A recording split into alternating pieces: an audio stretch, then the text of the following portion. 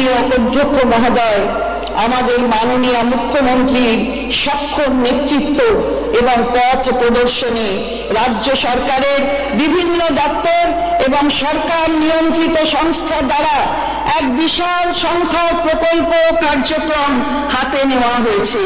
এগুলির মধ্যে কয়েকটি উল্লেখযোগ্য সাফল্য বাজেট বক্তৃতার ৩ নম্বর বিভাগে উল্লেখ করা হয়েছে।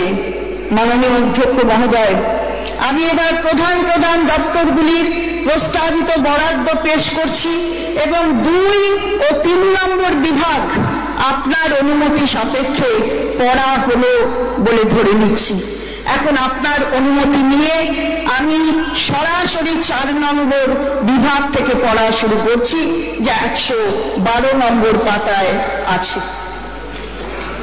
মাননীয় অধ্যক্ষ মহোদয়, এখন আমি আগামী অর্থবর্ষের জন্য বেশ কিছু প্রস্তাব পেশ করছি। সামাজিক সুরক্ষা এবং কর্মসংস্থান, আমরা ২,১১,০০,০০০ মা বোনেদের ডিবিটি অর্থাৎ ডাইরেক্ট বেনিফিট ট্রান্সফারের মাধ্যমে লক্ষ্মীর ভান্ডার প্রকল্পে আর্থিক সহায়তা দিচ্ছি।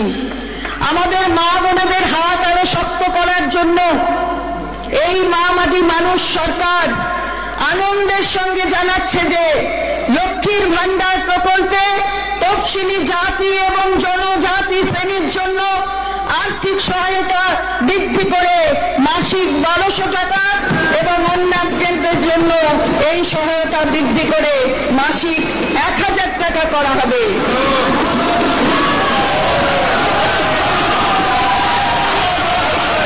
স্যার, এই বর্ধিত সহায়তা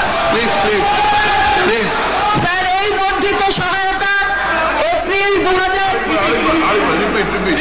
আমরা ২,১১,০০,০০০ মা বোনেদের ডিবিটির মাধ্যমে লক্ষ্মীর ভান্ডার প্রকল্পে আর্থিক সহায়তা দিচ্ছি। আমাদের মা বোনেদের হাত আরো শক্ত করার জন্য এই মা মাটি মানুষ সরকার আনন্দের সঙ্গে জানাচ্ছে যে লক্ষ্মীর ভান্ডার প্রকল্পে তফসিলি জাতি এবং জনজাতি শ্রেণীর জন্য আর্থিক সহায়তা বৃদ্ধি করে মাসিক ১২০০ টাকা এবং অন্যান্যদের জন্য এই সহায়তা বৃদ্ধি করে মাসিক ১,০০০ টাকা করা হবে।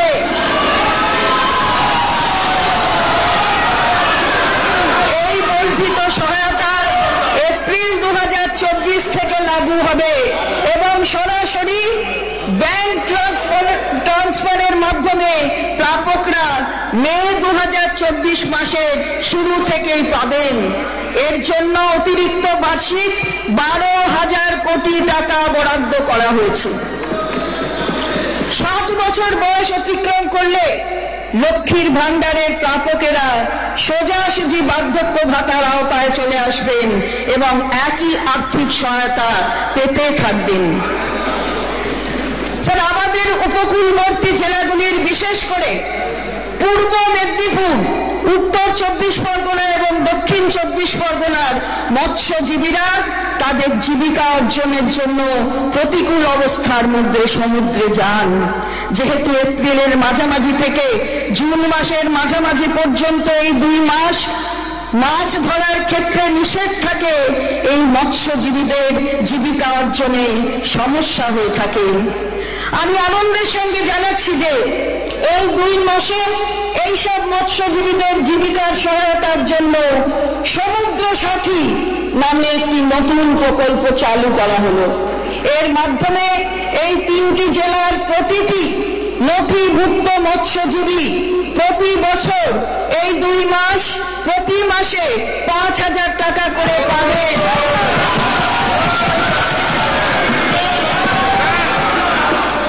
স্যার, এই ৩টি জেলার প্রতিটি নথিভুক্ত মৎস্যজীবী প্রতি বছর এই ২ মাসে প্রতি মাসে ৫,০০০ টাকা করে পাবেন। এর ফলে প্রায় ২ লক্ষ মৎস্যজীবী উপকৃত হবেন। এই খাতে আমি ২০০ কোটি টাকা বরাদ্দের প্রস্তাব করছি। গত বছর বাজেটে যুবকদের জন্য ভবিষ্যৎ ক্রেডিট কার্ড নামে একটি নতুন প্রকল্প চালু করা হয়েছিল। এই প্রকল্পে 18 থেকে 50 বছর বয়সী 2 লক্ষ যুবক যুবতী তাদের স্বনিযুক্তমূলক কর্মে ক্ষুদ্র উদ্যোগ সংস্থা স্থাপনের জন্য এবং কর্মসংস্থানের সুযোগ সৃষ্টির জন্য আর্থিক সহায়তা বাবদ বা সর্বাধিক 5 লক্ষ টাকা আর্থিক ঋণ ব্যাংক মারফত পান। আমি আনন্দের সঙ্গে ঘোষণা করছি যে আমাদের সরকার এই প্রকল্পটিকে আরো শক্তিশালী করার এবং ক্ষুদ্র শিল্পের জন্য আরো সহজতর করার উদ্যোগ নিচ্ছে। এই উদ্দেশ্যে ভবিষ্যৎ credit card interest subvention scheme চালু করার প্রস্তাব রাখছি, যাতে সমস্ত যোগ্য উদ্যোগপতিরা এই প্রকল্পের অধীনে কোনো কোল্যাটারাল ছাড়াই 100% নিশ্চিত ঋণ পেতে পারবেন, নামমাত্র 4% সুদে। বাকি সুদের ব্যয়ভার রাজ্য সরকার ইন্টারেস্ট সাবভেনশন হিসাবে বহন করবে। এই ইন্টারেস্ট সাবভেনশনের সুবিধা ভবিষ্যৎ ক্রেডিট কার্ড প্রকল্পে ইতিমধ্যে মঞ্জুর ঋণের ক্ষেত্রে প্রযোজ্য হবে। এই খাতে বার্ষিক 250 কোটি টাকার বরাদ্দ করা হয়েছে। এই প্রকল্পে আগামী কয়েক বছরে প্রায় 10 লক্ষ যুব উদ্যোগপতি উপকৃত হবেন। আমি যুবদের অ্যাপ্রেন্টিসশিপের সুবিধার জন্য একটি নতুন প্রকল্পের প্রস্তাব করছি। এই প্রকল্পে রাজ্য সরকার বিভিন্ন স্কুল এবং মাদ্রাসাতে ভোকেশনাল ট্রেনিং সেন্টার থেকে পাশ করা ছাত্রছাত্রীদের ইন্ডাস্ট্রিয়াল ট্রেনিং ইনস্টিটিউট এবং পলিটেকনিক থেকে পাশ করা এবং যুবশ্রী প্রকল্পে নথিভুক্ত 18 থেকে 40 বছর পর্যন্ত বয়সী যুবক যুবতীদের বিভিন্ন শিল্পক্ষেত্রে প্রশিক্ষণে সহায়তা দেবে। বিভিন্ন শিল্প সংস্থাতে এইসব ট্রেনিদের প্রশিক্ষণের সূচি অনুযায়ী অতিরিক্ত মাসিক 1500 টাকা থেকে 2500 টাকা পর্যন্ত স্টাইপেন্ড দেওয়া হবে। এই প্রকল্পে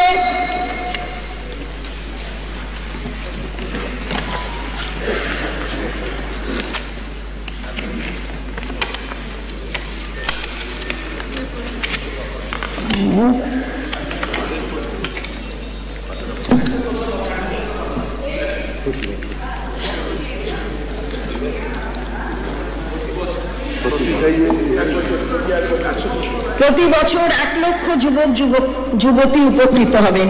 এই খাতে আমি 200 কোটি টাকা বরাদ্দের প্রস্তাব করছি। কারিগরদের জন্য যারা বিশেষ করে প্রথাগত কাজে যুক্ত, আমি খুবই আনন্দের সঙ্গে তাদের জন্য West Bengal artisans financial benefit scheme 2024 নামে একটি নতুন প্রকল্পের ঘোষণা করছি। এই প্রকল্পের প্রতিটি কারিগর এককালীন 15,000 টাকা এবং শিল্প সমবায় সমিতি 10 লক্ষ টাকা পর্যন্ত পাবেন তাদের যন্ত্রপাতি কেনার জন্য, কাজের শেডের নির্মাণ অথবা মেরামতির জন্য অথবা মার্কেটিং এ সহায়তার জন্য। এই প্রকল্পে এবছর 2 লক্ষ কারিগরকে অন্তর্ভুক্ত করা হবে, যার জন্য 200 কোটি টাকা বরাদ্দ করা হচ্ছে। এই প্রকল্পে আগামী 4 বছরে আরো 8 লক্ষ কারিগর এর আওতায় আনার লক্ষ্যমাত্রা স্থির করছি।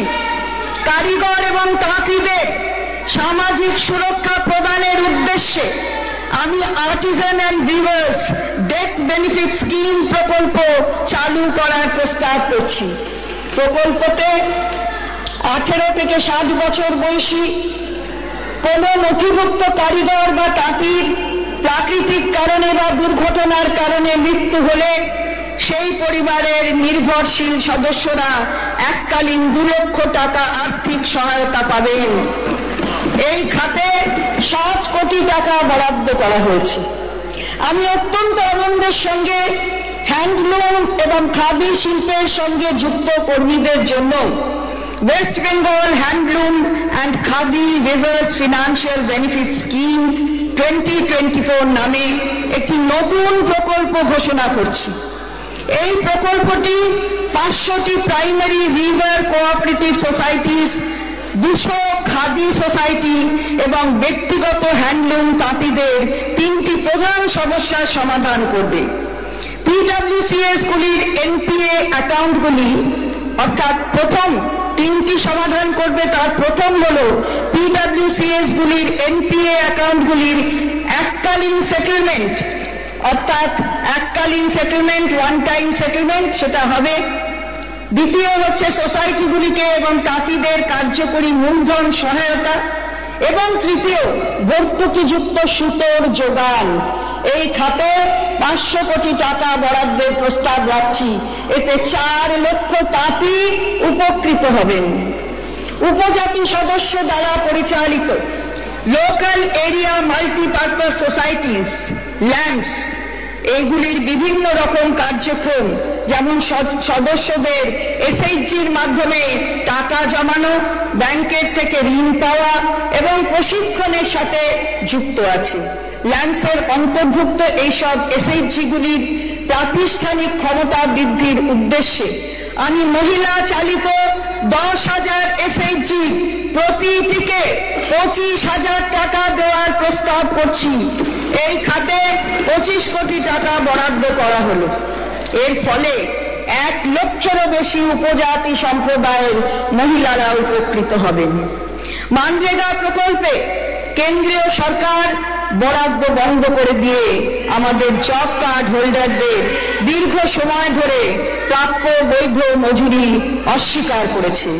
তাদের কঠোর পরিশ্রমের ক্ষতিপূরণ হিসেবে মাননীয় মুখ্যমন্ত্রী 21 লাখ জব কার্ড হোল্ডারদের এবছর 21শে ফেব্রুয়ারির মধ্যে মজুরি প্রদানের কথা ঘোষণা করেছেন।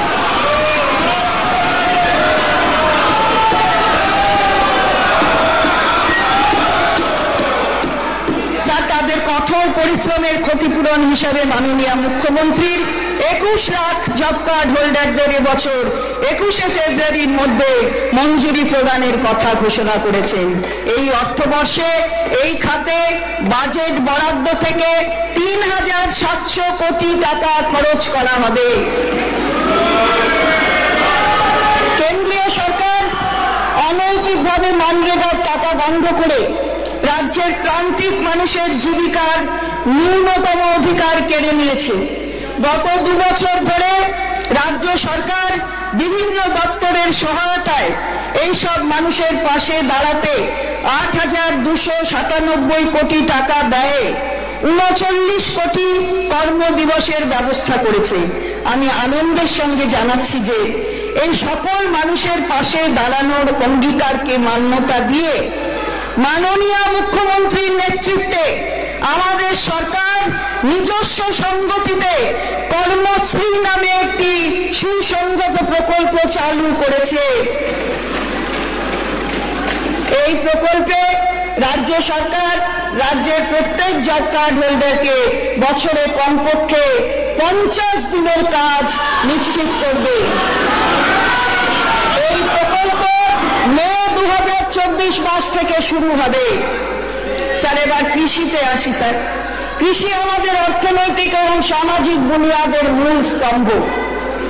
আমরা কৃষির উৎপাদন এবং কৃষিজ পণ্যের বিপণন সমেত প্রতিটি এলাকাতেই বিপুল সাফল্য অর্জন করেছি এবং এর ফলে সকলের জন্য খাদ্য সুরক্ষা সুনিশ্চিত হয়েছে।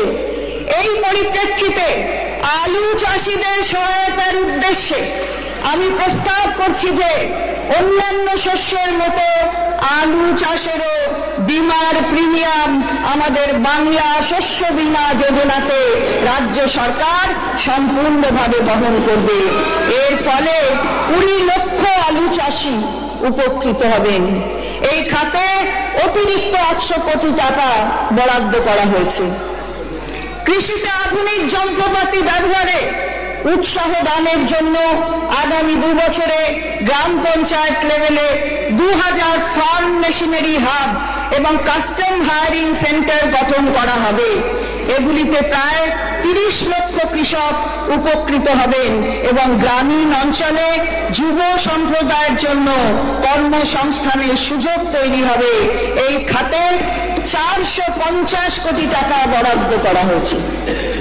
কৃষকদের দ্রুত বীজ এবং ঋণ পেতে সহায়তা করার জন্য এবং কৃষি পণ্যের দ্রুত এবং অবাধ বিপণনের জন্য আমরা আগামী 3 বছরে 1200 ফার্মার্স প্রডিউসার অর্গানাইজেশন গঠনের প্রস্তাব করছি। সমতলে প্রতিটি এফপিওতে 300 সদস্য এবং পার্বত্য এলাকায় প্রতিটি এফপিওতে 100 সদস্য থাকবেন। আমি এই খাতে 200 কোটি টাকা বরাদ্দের প্রস্তাব করছি। স্যার, এবার শিক্ষা, স্বাস্থ্য এবং সংস্কৃতি। 2022 সাল থেকে তরুণের স্বপ্ন প্রকল্পে এখন দ্বাদশ শ্রেণীর প্রতিটি ছাত্রছাত্রীকে অনলাইনে পড়াশোনার সুবিধার্থে ট্যাব বা স্মার্টফোন কেনার জন্য এককালীন 10,000 টাকা দিচ্ছি। এখন থেকে আমরা তরুণের স্বপ্ন প্রকল্পের এই আর্থিক সুবিধা একাদশ শ্রেণী থেকেই প্রতিটি ছাত্রছাত্রীকে দেওয়ার প্রস্তাব করছি। এর ফলে এইসব ছাত্রছাত্রী 2 বছর এই আর্থিক সুবিধা একাদশ শ্রেণী থেকেই প্রতিটি ছাত্রছাত্রীকে দ্বাদশের পরিবর্তে একাদশ শ্রেণী থেকেই দেওয়ার প্রস্তাব করছি। এর ফলে এইসব ছাত্রছাত্রী 2 বছর ট্যাবলেট, স্মার্টফোন ব্যবহার করার সুযোগ পাবে। এর জন্য আমি আগামী অর্থবর্ষে অতিরিক্ত 900 কোটি টাকা বরাদ্দের প্রস্তাব করছি। প্রায় 2,30,000 কুক কাম হেল্পার রাজ্যের ছাত্রছাত্রীদের মিড ডে মিল কর্মসূচিতে রান্না করা খাবার দেওয়ার জন্য নিযুক্ত আছে। বর্তমানে এই কুক কাম হেল্পার এই কর্মসূচিতে মাসে 1,000 টাকা করে 10 মাস টাকা পান। রাজ্য আরো প্রতি মাসে অতিরিক্ত 500 টাকা প্রতিটি কুক কাম হেল্পার তাদেরও দিচ্ছে অনুদান হিসেবে, এবং আমি প্রতিটি কুক কাম হেল্পারকে মাসে আরো 500 টাকার আর্থিক সাহায্য দেওয়ার প্রস্তাব করছি।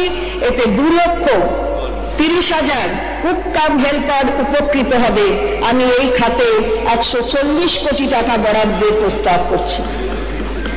স্যার, তথ্য প্রযুক্তি সংক্রান্ত এবং বৃত্তিমূলক শিক্ষা সমেত অত্যাধুনিক পাঠ্যক্রম প্রণয়নের মাধ্যমে ধাপে ধাপে মাদ্রাসাগুলিকে উন্নত করা হবে।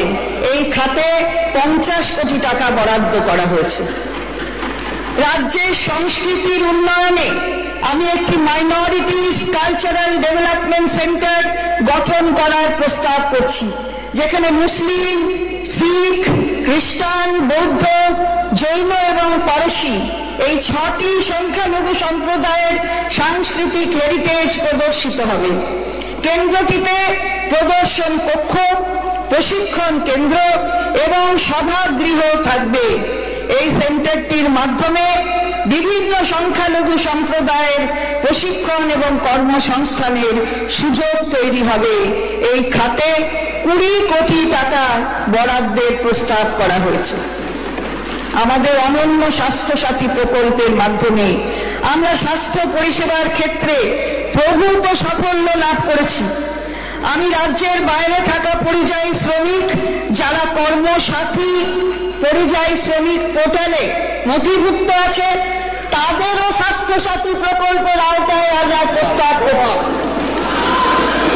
এই প্রকল্পে পরিযায়ী শ্রমিকেরা তাদের কর্মস্থলের হাসপাতালে স্বাস্থ্যসাথী প্রকল্পের সহায়তায় বীমার মাধ্যমে সুবিধা পাবে। এই খাতে 150 কোটি টাকা বরাদ্দ করা হয়েছে। 28 লক্ষেরও বেশি পরিযায়ী শ্রমিক এতে উপকৃত হবেন। ইজ অফ ডুইং বিজনেসের পরিকাঠামো। রাজ্য সরকার ইতিমধ্যেই লিজ হোল্ড জমিকে ফ্রি হোল্ড জমিতে পরিবর্তনের একটি নীতি প্রণয়ন করেছে। আমি আনন্দের সঙ্গে ঘোষণা করছি যে রাজ্য সরকারের লিজ হোল্ড জমিকে ফ্রি হোল্ড জমিতে পরিবর্তনের এই নীতি রাজ্য সরকারের সমস্ত বিভাগ, সরকার নিয়ন্ত্রিত সংস্থা এবং পৌর এবং পঞ্চায়েত সংস্থাগুলির ক্ষেত্রেও প্রযোজ্য হবে। জমির প্রাপকদের সুবিধার্থে এবং স্বচ্ছতা নিশ্চিত করতে এ বিষয়ে একটি অনলাইন প্ল্যাটফর্ম চালু করা হবে। বিগত কয়েক দশকে সারা দেশের এবং বিশেষত পশ্চিমবঙ্গে সামাজিক, আর্থিক এবং শিল্পের ক্ষেত্রে আমূল পরিবর্তন হয়েছে। শিল্প এবং বাণিজ্যের ক্ষেত্রে ব্যক্তিগত মালিকানাধীন জমির ঊর্ধ্বসীমা একটি অন্যতম সমস্যা হিসাবে দেখা দিয়েছে। ইতিমধ্যেই 1999 অর্থাৎ 1999 সালে কেন্দ্রীয় সরকার আরবান ল্যান্ড সিলিং অ্যাক্টটি রিপিল করেছে এবং অনেক রাজ্য এই অ্যাক্টটি রিপিল করেছে। আমাদের রাজ্যেও এই পরিপ্রেক্ষিতে আরবান ল্যান্ড সিলিং অ্যাক্টটি পুনর্বিবেচনা করা হবে। তার সঙ্গে West Bengal land reforms act আইনটিরও ঊর্ধ্বসীমা সংক্রান্ত ধারাগুলির প্রয়োজনীয় পুনর্বিবেচনা করা হবে। গৃহে এবং শিল্পে নিরবচ্ছিন্ন বিদ্যুতের যোগান নিশ্চিত করার আমাদের প্রতিশ্রুতির অঙ্গ হিসেবে আমি সাঁওতালডিহি, বক্রেশ্বর এবং দুর্গাপুরে আগামী 4 বছরে 23,360 কোটি টাকা ব্যয়ে 2,920 মেগাওয়াট উৎপাদন ক্ষমতা সম্পন্ন 4টি নতুন super critical thermal power unit স্থাপনের প্রস্তাব করছি। প্রকল্পটি রাজ্য সরকার পিপিপি মডেলে বাস্তবায়িত করবে। এই প্রকল্পটি শুরু করার জন্য 100 কোটি টাকা বরাদ্দ করছে। উন্নয়নের জন্য যোগাযোগ ব্যবস্থা অত্যন্ত জরুরি। আমি আনন্দের সঙ্গে জানাচ্ছি যে রাজ্য সরকার এই ক্ষেত্রে নিম্নলিখিত বেশ কয়েকটি প্রকল্প হাতে নিয়েছে। স্যার, প্রথমটি দক্ষিণ 24 পরগনার মুড়িগঙ্গা নদীর ওপর লট 8 এবং সাগর দ্বীপের কচুবেড়িয়ার মধ্যে একটি 3.1 কিলোমিটার দীর্ঘ সেতু স্থাপন হবে। এই সেতুটির নাম হবে গঙ্গা সাগর সেতু।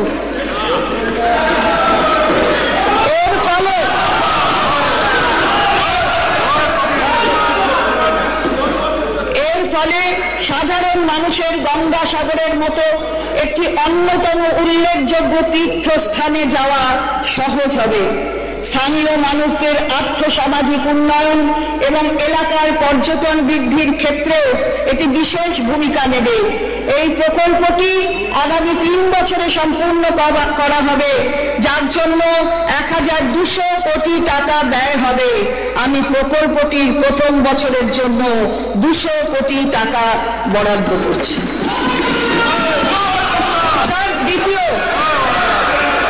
দ্বিতীয় স্যার, পূর্ব বর্ধমান জেলার বর্ধমান আরামবাগ রাস্তায় SH7 কৃষক সেতুর সমান্তরাল দামোদর নদীর ওপরে শিল্প সেতু নামে একটি 4 লেন বিশিষ্ট নতুন 640 মিটার দীর্ঘ সেতু স্থাপন হবে। এই নতুন সেতুটি স্থানীয় দ্রব্যের পরিবহন এবং গণপরিবহনে বিশেষ সুবিধা তৈরি করবে, যার ফলে স্থানীয় মানুষ উপকৃত হবেন এবং এলাকার অর্থনীতি সুদৃঢ় হবে। এই প্রকল্পটি আগামী 3 বছরে আনুমানিক 246 কোটি টাকা ব্যয়ে বাস্তবায়িত হবে। আমি প্রকল্পটির প্রথম বছরের জন্য 100 কোটি টাকা বরাদ্দের প্রস্তাব করছি। তৃতীয়, নিউ টাউন এবং এয়ারপোর্টের যোগাযোগ উন্নত করার জন্য ইস্টার্ন মেট্রোপলিটন বাইপাসে মেট্রোপলিটন মোড় থেকে নিউ টাউনে সিজি ব্লক সন্নিহিত মহিষবাথন পর্যন্ত একটি 4 লেন বিশিষ্ট 7 কিলোমিটার দীর্ঘ ফ্লাইওভার স্থাপনের প্রস্তাব করছি। এই প্রকল্পটি আগামী 3 বছরে 728 কোটি টাকা ব্যয়ে বাস্তবায়িত লক্ষ্যমাত্রা ধার্য করা হয়েছে। আমি প্রকল্পটির প্রথম বছরের জন্য 150 কোটি টাকা বরাদ্দ করছি। মাননীয় অধ্যক্ষ মহোদয়, PMAY যোজনায় কেন্দ্রীয় সরকারের আর্থিক বঞ্চনার জন্য 11 লক্ষেরও বেশি অনুমোদিত পরিবার তাদের গৃহ তৈরির সুযোগ থেকে বঞ্চিত হয়েছে এবং কঠিন অবস্থার মধ্যে বাস করছে। আমরা বারবার কেন্দ্রীয় সরকারকে ব্যাপারে পদে টাকা মঞ্জুর করার জন্য অনুরোধ করলেও কেন্দ্রীয় সরকার সাড়া দেয়নি। আমরা আরো 1 মাস এই খাতে রাজ্যের পাওনা টাকা পাবার জন্য অপেক্ষা করব।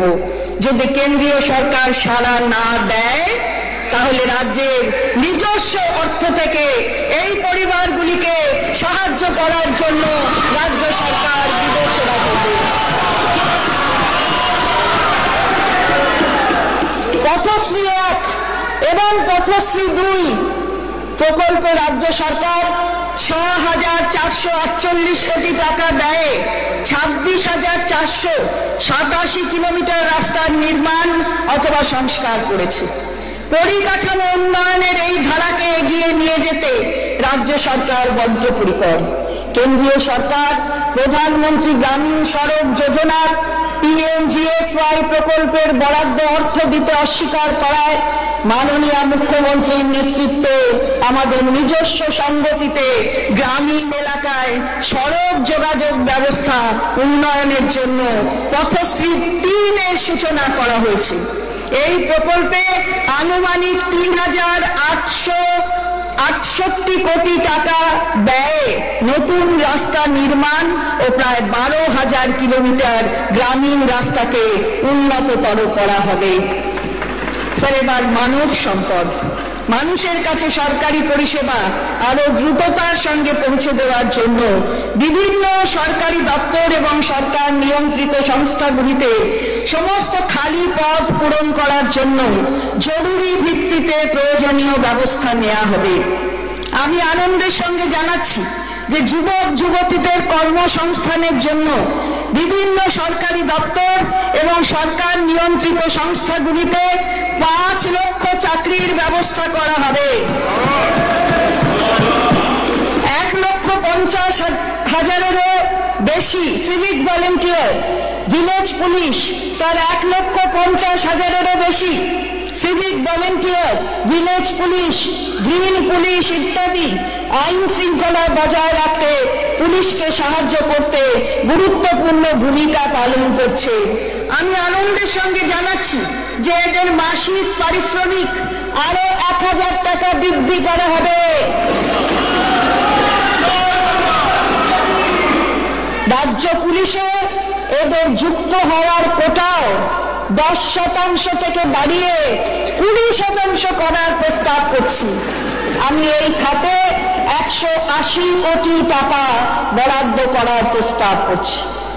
আমি আনন্দের সঙ্গে জানাচ্ছি যে বর্তমান নির্দেশিকা অনুযায়ী civic volunteer, village police, green police ইত্যাদি সমেত যে সমস্ত কন্ট্রাকচুয়াল কর্মীরা অবসরকালীন সুবিধা হিসাবে 2 লক্ষ টাকা অথবা 3 লক্ষ টাকা পাওয়ার যোগ্য, তাদের এককালীন অবসরকালীন সুবিধা বাড়িয়ে 5 লক্ষ টাকা করার প্রস্তাব করছি। আমি এই খাতে 100 কোটি টাকা বরাদ্দ করার প্রস্তাব করছি। আমি আনন্দের সঙ্গে ঘোষণা করছি যে কন্ট্রাকচুয়াল গ্রুপ ডি ও গ্রুপ সি কর্মচারীদের মাসিক পারিশ্রমিক যথাক্রমে 3,000 টাকা ও 3,500 টাকা করে বৃদ্ধি করা হলো। এর ফলে 50,000 কর্মী উপকৃত হবেন। এই উদ্দেশ্যে আমি বছরে 288 কোটি টাকা বরাদ্দ করছি। আমি আনন্দের সঙ্গে ঘোষণা করছি যে 2020 সালে যে সমস্ত বিভিন্ন শ্রেণীর আইটি কর্মীকে সরকারি নিয়ন্ত্রণে আনা হয়েছে তাদের পারিশ্রমিকও ক্যাটেগরি অনুযায়ী বাড়ানো হলো। এর ফলে প্রায় 12,000 আইটি কর্মী উপকৃত হবেন, যার জন্য প্রতি বছর অতিরিক্ত ব্যয় হবে আনুমানিক 132 কোটি টাকা। আপনারা জেনে খুশি হবেন যে Olympic, Asian games, Commonwealth games এবং সকল জাতীয় আন্তর্জাতিক গেমস অ্যান্ড স্পোর্টস চ্যাম্পিয়নশিপে সকল সোনা, রূপা ও ব্রোঞ্জ মেডেল জয়ীদের মেডেলের শ্রেণী ও শিক্ষাগত যোগ্যতা অনুযায়ী পুলিশ প্রতিষ্ঠানে ডেপুটি সুপারিনটেন্ডেন্টের পদ পর্যন্ত এবং অন্যান্য সরকারি দপ্তরে সরকারি চাকরির সুযোগ দেওয়া হবে।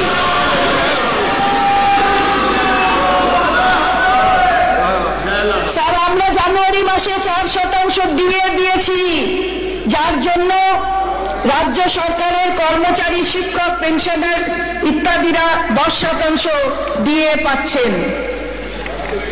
মূল্য বৃদ্ধির হাত থেকে একটু রেহাই দেওয়ার জন্য আমাদের সীমিত আর্থিক সামর্থ্যের মধ্যে আরো 4% ডিএ দেওয়ার ঘোষণা করছি, যা লাগু হবে মে 2024 মাস থেকে। আশা করি আমাদের কর্মচারী বৃন্দ এই ঘোষণায় খুশি হবেন। মাননীয় অধ্যক্ষ মহোদয়, কর মকুবের ক্ষেত্রে আমি নিম্নলিখিত প্রস্তাবগুলি রাখছি।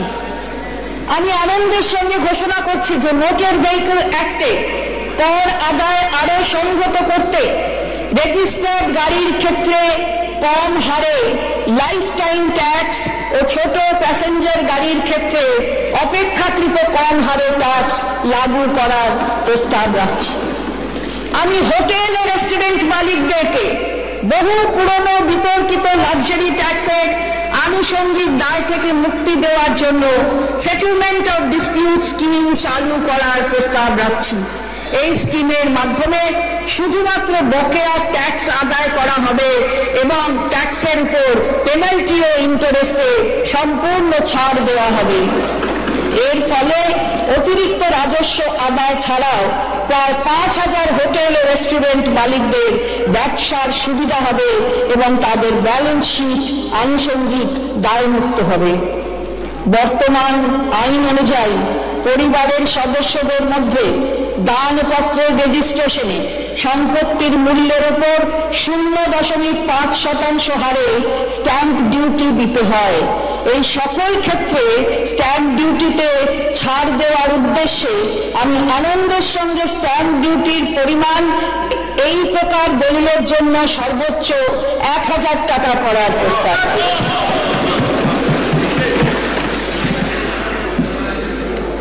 মাননীয় অধ্যক্ষ মহোদয়, মাননীয় সদস্যগণ, আপনারা অবগত আছেন যে নির্দিষ্ট পরিকল্পনা এবং তথ্য প্রযুক্তি ভিত্তিক প্রশাসনিক কর্মসূচির সহায়তায় সেগুলির সফল রূপায়ণের মাধ্যমে রাজ্যবাসীকে ক্রমাগত উন্নততর সামাজিক এবং আর্থিক পরিষেবা দেওয়ার জন্য রাজ্য সরকারের নিরলস প্রচেষ্টা দেশ ও দশের অকুণ্ঠ প্রশংসা কুড়িয়েছে।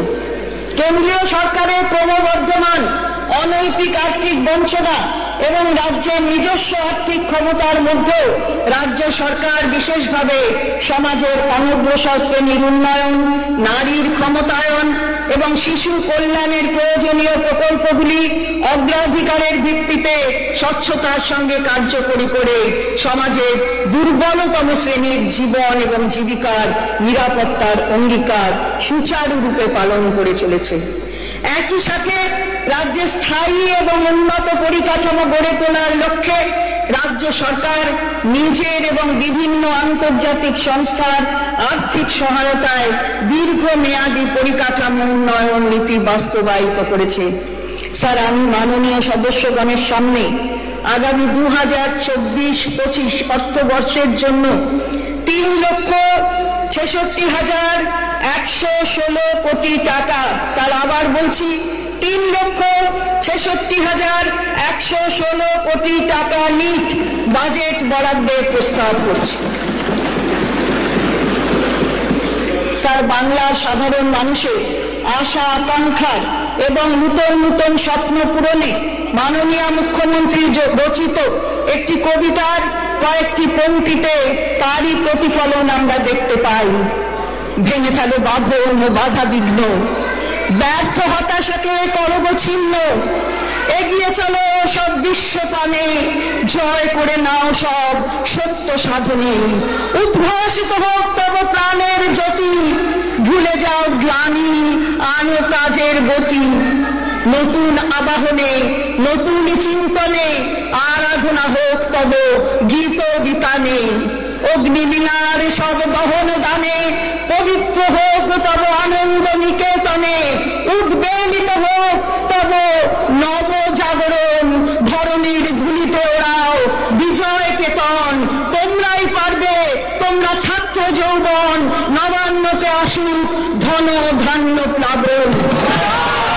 Sir, in terms of Article 205 of the Constitution, I lay before the House a statement showing the supplementary expenditure for the year 2023-2024 amounting to rupees 15,261 crore 87 lakhs 70,000. 15,261 crore 87 lakh 70,000 only, of which the charged items account for rupees 165 crore 7 lakh 5